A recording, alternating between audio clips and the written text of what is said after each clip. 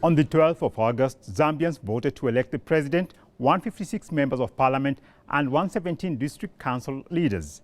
The elections took place in a contentious environment. Millions of Zambians hopeful for a better future came out to vote for candidates of their choice. A voter here says he came out to vote because of the bad state of the economy. Why I have decided to vote is that the economy is not okay. As you are saying, we are suffering. Hello, I'm Mubarak Kenya, and a warm welcome to another edition of Africa Today, a program which gives you an incisive analysis on events taking place across Africa. In the first part of our program, we are focusing on the recent closely contested elections in Zambia, a debt-ridden country which is the second largest producer of copper in Africa. In the second part of our program, we shall highlight the struggle of the indigenous people of South Africa who are opposing plans by Amazon, an American e-commerce giant, to set up its African headquarters in their ancestral land in Cape Town. This pristine land is considered a national heritage site. Now stay with us till the end of our show, and don't forget to send us your comments as you watch. Zambia's election amid debt crisis. Zambians voted in closely contested elections amid the country's worst economic performance in decades under President Edgar Lungu. When the results were announced, opposition leader Hakainde Hichilema had secured a decisive landslide victory over incumbent Edgar Lungu in the presidential election. During the campaign period, Hichilema, who was a presidential candidate for the opposition party United Party for National Development, or the UPND, said what Zambians need is change. So Zambians want change. I mean, it's written on the walls, change is written in the air, it's in the air. So definitely, those are the imperatives for change. And the breath of fresh air is what is needed. A new visionary leadership is what is needed. Edgar Lungu, who had been under pressure due to the worsening economic situation and the debt crisis, had expressed confidence during a campaign rally that he would be re-elected. Even as we vote, I'm president. Until I hand over to the next president, who will be me in any case, because we are winning. Now, for more analysis on the recent elections in Zambia, we have contacted Abayomi Azikiwe, the editor of the Pan-African Newswire. He has traveled extensively in Africa, conducting field research on political economy and history. Thank you, Mr. Azikiwe. Now, first, can you tell us more on the importance of the recent elections in Zambia? Zambia is a very important country in southern Africa. They produced copper. It also borders Zimbabwe and Botswana and other important countries within the Southern African Development Community. They have, of course, faced some of the same problems that the international community has faced with the pandemic, the economic slowdown, and of course, trying to import adequate mitigating medical supplies such as vaccines and other utilities that are needed at this time to address the social crisis in Zambia. Mr. Abayomi Azikiwe of the Pan-African Newswire. Young people in Zambia face a difficult and uncertain future, mounting debt, growing joblessness, and rising costs of living. A young voter here speaks on his expectations after voting. The things that I want is the leader that I'm going to vote for to deliver the promises that they've assured us during their campaigns. What were the main issues during the campaign period that impacted on the voting patterns? Principally the economy, and that is the major issue in Zambia throughout Southern Africa. There's been a decline in economic activity.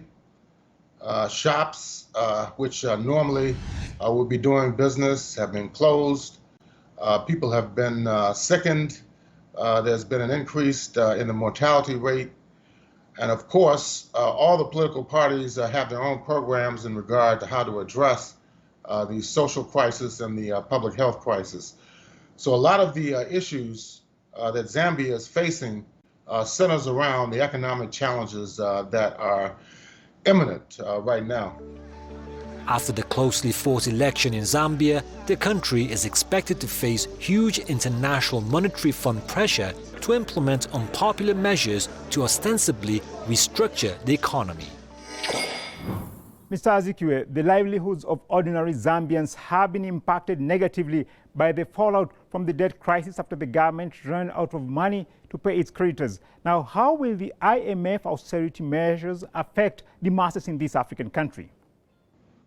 Well, we've seen this, over the last 40, 50 years, where the obligations to the international financial institutions prohibit through the conditionalities that are, of course, imposed by the International Monetary Fund, the World Bank, and other institutions, which require the scaling back of public spending, and that also relates to public health, education, environmental issues, public transportation. So this is a major problem, not only facing Zambia, but countries throughout the entire Southern African development community. So inevitably, they will have to seek some renegotiation of their international debt obligations, which in many cases is not favorable to the African states. Now, countries seeking assistance from the IMF are required to meet strict conditions, including the privatization of public services, deregulation of financial markets, and reduction of social spending, including on health. PLO Lumumba, a renowned Kenyan lawyer and staunch Pan-Africanist, speaks here on IMF austerity measures targeting African countries. After COVID-19, the IMF is back. They are telling almost every African country, they are telling Zambia, they are telling Malawi, they are telling Kenya, they are telling Tanzania, they are telling Uganda, you must do what we want. The structural adjustment programs of the 1980s is back, alive and well. And before you and me know it, we will once again be answering to the beck and call of these new neo-colonizers. Now, Mr. Azikiwe, how have the austerity measures advocated by the Bretton Woods institutions affected countries in Africa in general? Well, both the institutions are the brainchild of U.S. imperialism. During the conclusion of World War II, the Bretton Woods Summit, which came up with the notions of the International Monetary Fund and the World Bank to rebuild Europe initially. But after the reconstruction of Europe during the post-World War II period, much of its focus has been on Africa, Latin America, and Asia. And that is the story of a tremendous amount of underdevelopment and destabilization across the African continent. So many countries today, despite a decade ago where you had tremendous and unprecedented economic growth in Africa, many of those countries now are being forced to renegotiate their international loans and also to seek new loans from these same institutions which have failed them on numerous occasions in the past. Despite being Africa's largest producer of copper, Zambia remains one of the world's poorest countries. Even the miners have not been spared of the grinding poverty. A retired miner says he's yet to be paid his benefits. Mumaini na bomberemo 16 years. Incho twashireka after company wachita privatized. So kufumana numba tatulafola my benefits. Western companies have been mining copper for decades in Zambia, even before the Chinese came into the picture. So why has the country failed to benefit from this natural resource? Largely because they do not control the prices on the international market. This problem goes all the way back to the post-independence period under the first president and co-founder of modern Zambia, President Kenneth Kaunda. The prices drastically declined during the late 1970s, during the 1980s, and this, of course, caused him a lot of political problems inside the country. And 1991, there was a multi-party election, and he was voted out of office.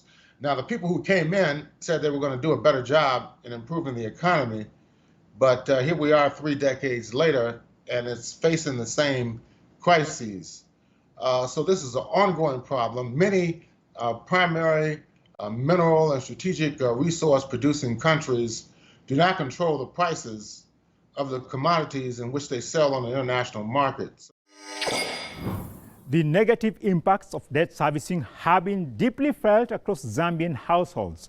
Multiple factors contributed to the rising debt, including volatile copper prices, drought in 2019, and COVID-19. Now, Mr. Azikiwe, what should be the priorities of the incoming Zambian government? Well, it will have to be to improve the living standards of the working people, of the poor, of the farmers, of the peasants, to open up direct dialogue with the broader civil society, and also work towards a regional solution to the problems of the Southern African Development Community. These problems are not just limited to Zambia. We have the problem in Mozambique, which historically Zambia has been very much engaged with, in northern Mozambique, where there's a Takfiri insurgency, and there's been a mobilization of African military forces from Rwanda and also from the South Africa, Botswana, to aid the Mozambican government in this attack by the terrorist organizations. This is something that no country in the SADC region will be able to ignore. So they'll have to deal with the international issues as well as the domestic issues. Well, thank you very much, Mr. Azikiwe, for your insight. Now, let's take a short break, and when we come back, we shall discuss how U.S. e-commerce giant Amazon plans to set up its African headquarters in Cape Town in total disregard of the environment and South African heritage. Stay tuned.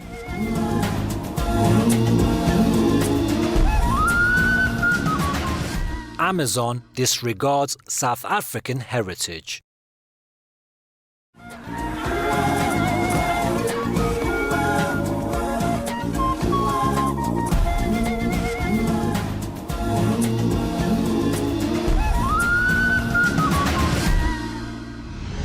Indigenous people in South Africa are protesting over plans by an American multinational technology company, Amazon, to build a new headquarters on a heritage site in the country's legislative capital, Cape Town.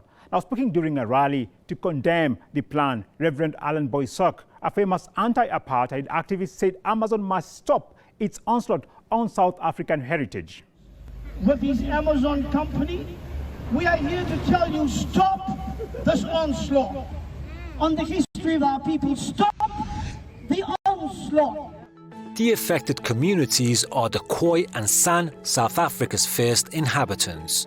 The land where the US retail giant Amazon plans to build its African headquarters in Cape Town embodies victory and tragedy. It's in this land that the Khoi and San drove back cattle-riding Portuguese soldiers there in 1510 in one of the first and most successful anti-colonial battles in Africa. But a century and a half later, this was where Dutch settlers launched a campaign of land dispossession. Now, to get an incisive analysis on this issue, we contacted Desmond Disa, an environmentalist and founder of the South Durban Community Environmental Alliance. Thank you for your time. Now, first, can you tell us more about the significance of this heritage site and why it's sacred to local communities? Well, the Okavango site is very important and very critical to not only the tourism, but also to the survival of the indigenous people in South Africa. And for a company to come from outside and to really be destructive and take control over the ownership of the indigenous people of the country means that the land that's so critical for people, they will be left homeless. Amazon is ignoring criticism over its attempts to acquire land originally occupied by indigenous people, with critics calling such moves examples of neo-colonialism. Torik Jenkins of the Gurigaikona Kwana Council, a Khoi traditional group, says the project is being carried out without the consent of South Africans. After the city of Cape Town gave the go-ahead for a massive multi-billion rand development on the River Club, with Amazon as its anchor tenant. We, together with 60 allies consisting of civic and environmental groups, including most of the Khoi and San, are fighting a final frontier battle for this ancient floodplain that is under imminent threat by, once again, the largest corporation on earth. It wishes to put its African headquarters on top of the sacred floodplain, with 150,000 square meters of commercial bulk, which goes against provincial, national, and international environmental policies as it violates the Paris Accords. And unfortunately, this is all being done in the name of the San and Khoi without their consent, and without the consent of the people of Cape Town, and without the consent of the people of South Africa.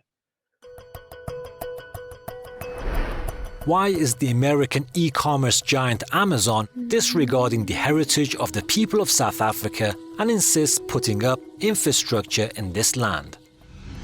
Well, it's all about money. It's all about profit. And big companies do not see heritage, do not see the value of the land and the site, which has been precious and important to the people of this country, in particular the indigenous people. Companies like Amazon have abused their power, no matter where they've gone in the world. They've abused their power by using their money and being destructive in destroying the land, destroying the heritage and culture of people all over the world, and even in the US. Now, Amazon's proposed headquarters also poses serious environmental concerns and will violate Cape Town's established climate resilience policies. Now, an environmental activist speaks here against the project. The city's own environmental management department says there's so many holes in this application: climate change, water, hydrology, flooding. It's inconceivable that the tribunal didn't consider those considerations.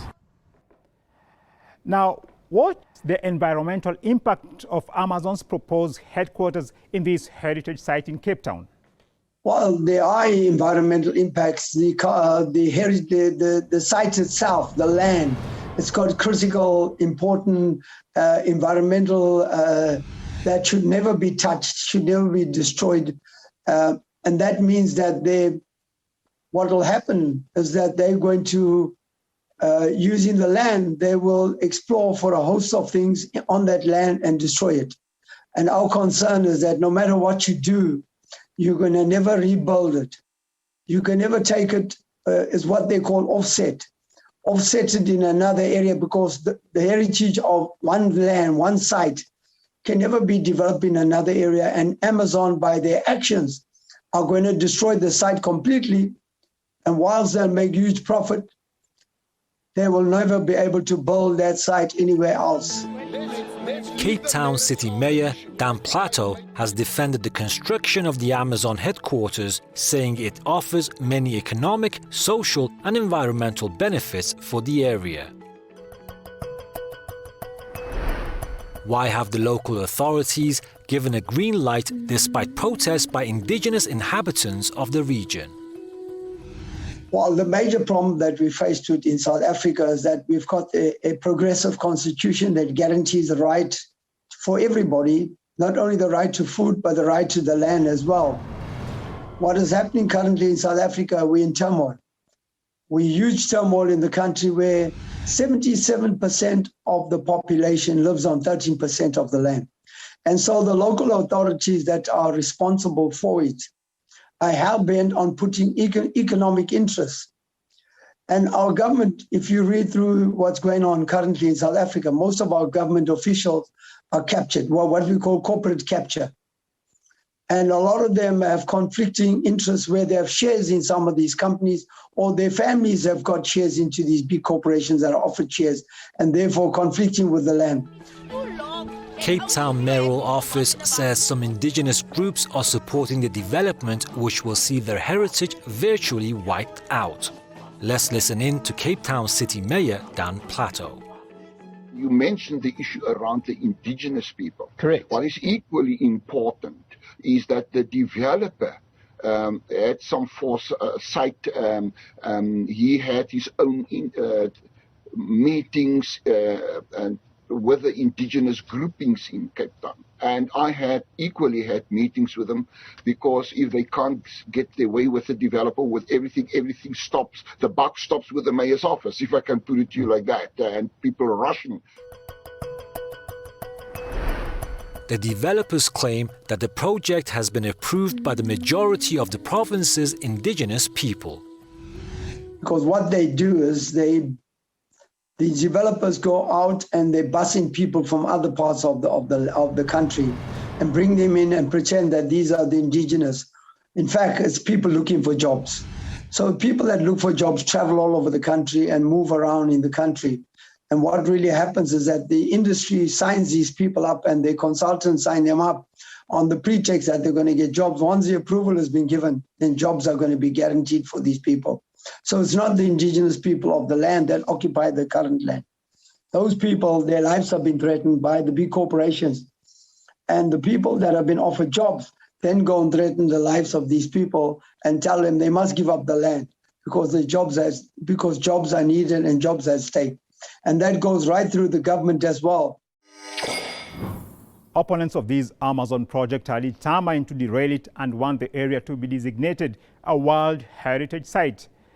Now, do you expect the will of the local people to prevail and eventually for these American multinationals to stop encroaching on their heritage site?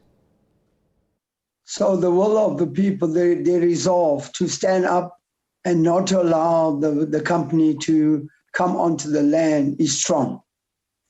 And they will not allow the multinational corporation like Amazon to come on the land. They will have the support of all peace-loving people in South Africa who are very environmental conscious, who are also conscious of the land. This is something that we've been fighting for years to ensure that our people own the land, have access to the land, plow the land, and protect the land for their families, but more importantly for their children.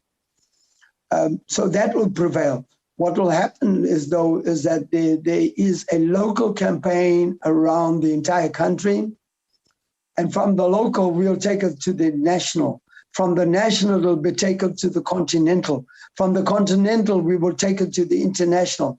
So it'll be solidarity all the way, and Amazon will be boycotted all over the world. Similar plan and program was put together during the apartheid era, where the apartheid system was declared a crime against humanity, and people from all over the world came together and dismantled the power of the apartheid government. A similar thing is going to happen here. If Amazon wants to test the resolve of the people of South Africa and indigenous people, the people are going to stand up. The people will not allow Amazon to use its money to steal the land from the people of this country. A big corporation like Amazon should not be doing that. If they want to develop economic, they must come and discuss that with the people and ask the people what sort of economics do they want. The sort of economics that Amazon wants to bring here is going to destroy the land that will take generations to bring back to normal, and it might never ever happen to bring it back. Well, there you have it. The indigenous people of Cape Town in South Africa are ready to lead an international boycott of Amazon if this American e-commerce giant insists on destroying their heritage.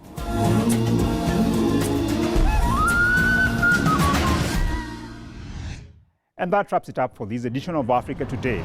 Drop us a line through our social media handle and let us know what you think about today's program. You can also watch today's show on our website, presstv.ir. And thanks a lot for watching, and God bless you.